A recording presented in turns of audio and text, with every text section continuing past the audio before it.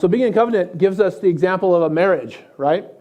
And throughout Scripture, in Hosea and Song of Songs and Ephesians, Yeshua's parables, we see it throughout, right? There's this concept of marriage being an analogy of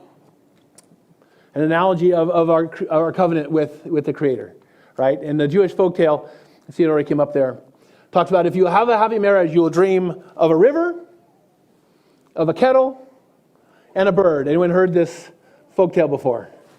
Excellent, excellent. Glad to bring something new today. The river. The river represents the physical. It's the idea of two towns nearby along the river. They can share resources. You can travel on the river, right? You can draw water from the river.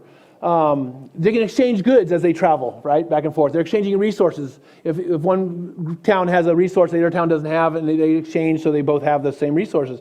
But from the water, you can wash yourself. You can get fish for food. You can drink, right? There's so much good that can come from the river. But that connection between the two cities, they're near each other, but they have a physical exchange, right? You ever see that in a marriage relationship where it's based on a physical exchange and that's it? He's going to provide me the money in the house and I'm going to be fine. She's providing me with the things that we need physically. We are good to go and that's it. Not a happy marriage in the end, right?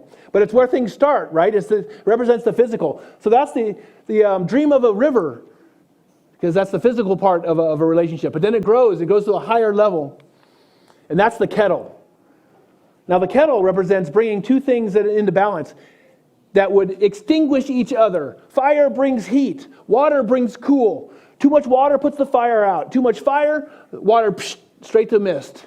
What makes them, allows them to coexist, two opposite beings, is the kettle. At the bottom of the kettle, the heat meets the water. And makes tea, right? It makes coffee. It makes hot water for cooking. It makes life, right? Two things that would not exist separately have now come together. So this represents the emotional side of things, where we're coming together, we're able to coexist, where normally we would extinguish each other, but somehow we're able to coexist because of this kettle concept, right? But there's a higher level still. And that is that of a bird. And in the bird, we see two extreme activities. There is the activity of walking, and there is the activity of flying. Each one by itself would be a great thing, but are combined into one body. In one flesh, if you will, there are two things happening. Two things coming together, right? Both things happen in this one body and they exist together. The higher level. This represents the spiritual connection, right? And we see them laid out here. You kind of move from the physical to the emotional to the spiritual, but it moves back the other way, right? As we're connected with our spouse, our partner spiritually, the emotional connection is there. We're able to coexist, which makes the physical even that much more greater as we're giving our lives for each other. Folks, this marriage concept is an analogy for our relationship with the Holy Creator. God who created us, created His image, wants to have this kind of relationship with us. That's the analogy He gives us. Right? At first, we're drawing near as the river concept. We're drawing near. We're close by. I now understand. I can see what God exists. Maybe that's fine. But then, as I draw closer, I'll be consumed.